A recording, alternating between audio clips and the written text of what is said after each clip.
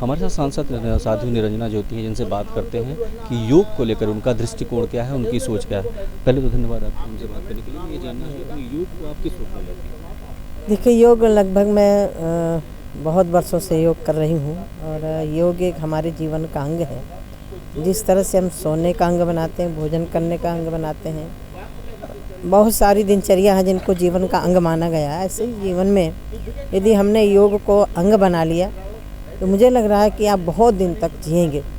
शास्त्र कहता कुरमन नेबेह कर्माणि जिजीविषे शतक गुण सम। कर्म करते हुए 100 वर्ष तक जीने की इच्छा, ये शास्त्र कहता है, लेकिन निरोग होंगे तभी कर पाएंगे। शास्त्र, ये योग दर्शन, महर्षि पतंजलि का योग दर्शन हमें निरोगता सिखाता है।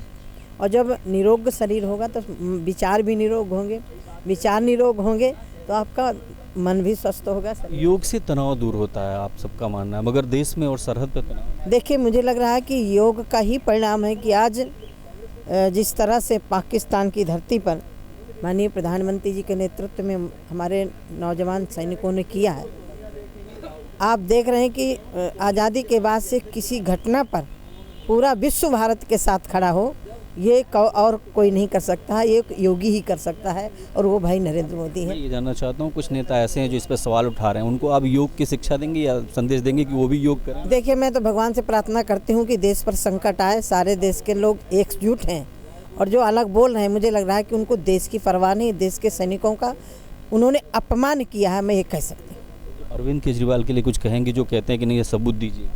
देखिए, अरविंद, जब आदमी अपने को बहुत बड़ा बुद्धिमान मानता है तो मुझे लग रहा है कि सबसे ज़्यादा बुद्धिहीन वही होता है। तो पाकिस्तानी कलाकारों के लिए भी सवाल उठ रहे हैं कि वो देश में नहीं आना चाहिए, उस पर आपका? देखिए, हम लोग शुरू से पाकिस्तान के साथ अच्छे समझौते हो, अच्छी मानसिकता हो, माननीय प्रधानमंत्री जी उस पर लगे रहे, व्यापार हो और सौहार्दपूर्ण हो। मुझे लग रहा है कि माननीय प्रधानमंत्री जी ने बहुत कुछ करके देखा है।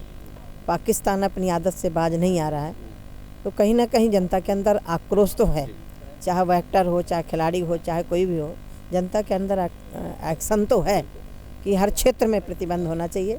लेकिन इस विषय पर क्योंकि गृह मंत्रालय सजग है, माननीय प्रधानमंत्री जी सजग हैं, उस विषय पर मुझे ज़्यादा कुछ कहने। फवाद जो है कलाकार, वो गए थे जब वहाँ पर, तो उन्होंने कहा था कि नहीं, मैं अपने देश के लिए काम करता हूँ, वहाँ तो मैं पैसे कमाना गया था इंडिया। तो जब ऐसे लोग आते हैं तो इससे लगता नहीं कि देश के लोगों की भावनाओं को? देखिए, इस मानसिकता वाले कोई भी हों, मुझे लग रहा है कि फिर ऐसे लोगों को रहने का भी अधिकार नहीं होना चाहिए। नहीं ना, थैंक यू, शुक्रिया।